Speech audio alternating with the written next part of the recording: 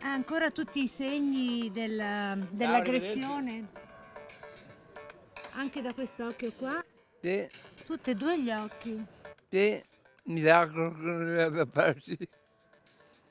Ferito alla testa, preso al collo e buttato a terra per una sigaretta negata. Il giorno dopo la violentissima aggressione subita a Santo Stefano, Giuseppe Pizzati, 69 anni, ex sergente maggiore, incursore dei Lagunari, continua a piangere. Piange al pensiero della violenza subita appena sotto casa, in via Rio Cimetto, tra la Milanese e la Gazzera a Mestre. Sì,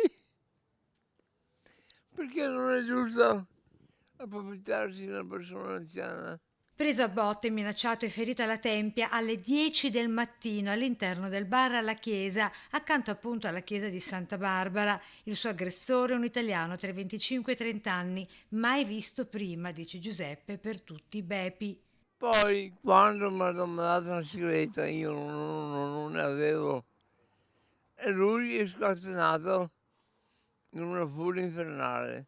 L'aggressione nel bar gremito di gente tra l'indifferenza generale. Ma nessuno è intervenuto a darle una mano. No, C'era gente al bar in quel momento. sì, L'hanno lasciata lì per terra. no, mi sono tirato su da solo.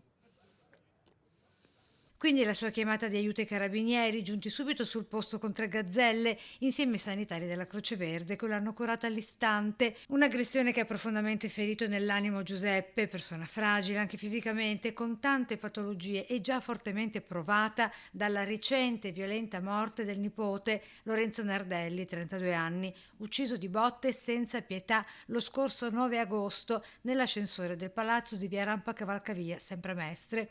Lorenzo aveva un appuntamento con una donna quella sera, ma è entrato per sbaglio nell'appartamento dei cugini Radu e Marin Rasu. Lo hanno picchiato per ammazzarlo e ora sono in carcere per omicidio volontario.